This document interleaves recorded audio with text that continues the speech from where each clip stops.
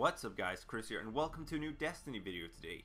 We're looking at the LDR 5001 Vanguard Sniper, aka the Long Distance Relationship. Now first of all, as many of you guys probably know, my hard drive broke recently, which means I'm going to be doing most of my videos in the near future on pretty crappy hardware, unfortunately. But I just want to let you guys know, I will power through this. As a wise man once told me, if you don't have what you need, you gotta use what you have. And therefore, even if it means that I'm gonna have to use a shitty PC with 5 times longer render times and the built-in capture card in the PS4, and I'll have to use much less gameplay because, well, my USB drive only has 8 GB in comparison to my PC's 500. You know, I'm gonna power through this, and these hard drive breaking devils, they shall not stop me. Okay, that got awkward really quickly. You know what I'm saying, guys? I will power through this, and I will continue making videos for you guys. So getting into the LDR 5001, this is my absolute favorite sniper in the game right now. Yes, in front of the Black Hammer, and the Icebreaker, and the Praetor's Revenge. Absolute favorite sniper. Worth every single Vanguard mark. You have to pay 150 Vanguard marks for this sniper rifle, as well as a Vanguard commendation. It deals arc damage by default, but you can obviously get drop versions with both void and solar damage. Taking a look at the stat bars, you will notice that the fire rate and impact is the exact same as the Icebreaker, at least on paper. In reality, the Icebreaker does deal slightly more damage per shot. Usually you don't notice it, but if you're taking down knights on level 32, you know, in the Crota boss fight, you will notice that the LDR actually does not one-shot them while the Icebreaker will. That's definitely worth taking into consideration, but overall you don't really feel this difference between the Icebreaker and the LDR in the impact. The range isn't as good as the Icebreaker, but on a sniper rifle you don't really notice the range because it's always so great. You know, the range is fantastic on any sniper rifle. It's really rare that you're going to notice a drop off. The stability is kind of low by default, but if you put on the ambush scope you really make up for it. And while the stability isn't as good as something like the Praetor's Revenge, it's very workable. And then we have the reload speed. It's decent, it's nothing special, it's just pretty average overall. And the magazine size by default is full. Now, as you can see in my gameplay, I'm using the ambush scope. I honestly do not remember what the two other scopes are called. I personally don't like them that much. I always go for the ambush scope on any sniper if it is available. But if you do want to test out the other scopes, you know, go ahead, that's up to you, and just pick the one that suits you best.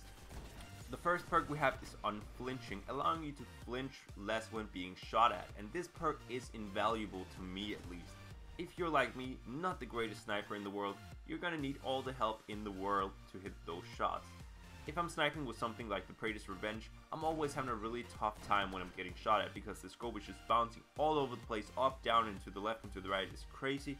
And Unflinching, while it doesn't completely remove this problem, it makes it a lot easier to deal with. Personally, this is one of my favorite perks in the first tier of upgrades for sniper rifles, and I'm really happy the LDR has it. Then we have the first of 5 damage upgrades. Like any other Dark Below weapon, this one will go up to 331 attack. And then our first perk tree, we have 3 different types of rounds. We have high caliber rounds, armor piercing rounds, and skip rounds. Now first of all, skip rounds, you don't even want to mess with them unless you really want to have a lot extra ammo in PvP or something. Trying to hit people around walls, etc., that can be kind of fun, but it's really not very useful. I just leave them there, they're not worth your time. Next up is high caliber rounds, and they do definitely have some uses, such as boss fights and taking down really high health majors, etc. because they will stagger the target and make the fight a lot easier for you. Ultimately, I just don't find them as useful as the armor piercing rounds, but in a boss fight, you know, they can definitely be helpful. But then again, in a boss fight, you probably want to be using something like the Icebreaker or the Black Hammer anyway. That leaves us with armor piercing rounds. Now, armor piercing rounds, in my opinion, is what makes this gun what it is. If we take a look at PvP first, you can shoot through walls, through crates, containers, even enemy players. You will see me get a few collaterals in this gameplay alone, which is pretty crazy. You know, collaterals are so insanely hard to come by in PvP, but I actually got 2 while playing with this gun. And while I waste a lot of ammo when using armor piercing rounds, ultimately I have so much fun and I get kills I would never have gotten before. And I'm just a better sniper when I have armor piercing rounds, you know. Being able to follow up a shot through a wall is insane. If you have some map knowledge, you can do absolutely amazing with this gun, I'm telling you. For instance, if you don't get the headshot off on someone, you can always just drag your scope over onto them, even if they ran behind cover, and just shoot where you think they are and you will kill them. Also in control, this is where this gun really flourishes because of the armor piercing rounds. Oftentimes people have taken a little bit of damage, you know, when they're sitting on a flag from a grenade or whatever, and if you know where they're going to be sitting, you know, you just shoot through whatever they're sitting behind and you will usually kill them because the impact is so high. It does deal 167 damage per body shot in PvP, meaning if they've just taken around 30 damage, you will kill them in one shot, which is absolutely phenomenal. And you will also see me get a lot of these kills in this gameplay. Even in PvE, this does have some quirky uses, such as the Crow to hard mode boss fight.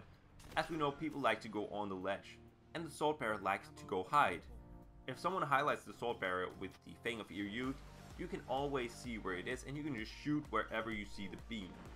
This is extremely useful because the sword bearer obviously will regenerate health, and if you don't take him down quick enough, there's a big chance that Crow is going to be moving and you're going to have a really tough time getting enough damage on him before he moves. Therefore, I actually often go for the LDR over the Black Hammer and the Icebreaker in the Crow to hard mode boss fight. Now onto the last perk, it is Clown Cartridge, which gives you around a 25% chance of getting a larger magazine when you reload.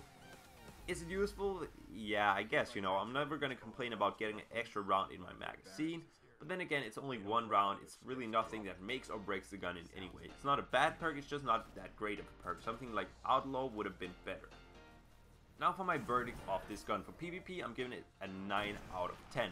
Now it could have been higher if it had slightly higher stability and a slightly faster fire rate. However, the fire rate is so closely tied together with the impact, so honestly that would probably not make it better because the impact would be lower. So overall, you know, a 9 out of 10. If it had better stability, it would probably be able to get a 10 out of 10, but then again, a weapon getting a 10 out of 10 would be absolutely insane because it would be the perfect weapon, and there should be no such thing because that would be overpowered. So 9 out of 10 for PvP, but what about for PvE? Well, that's going to be an 8 out of 10. The only thing keeping it from a 9 out of 10 is the Black Hammer and the Icebreaker.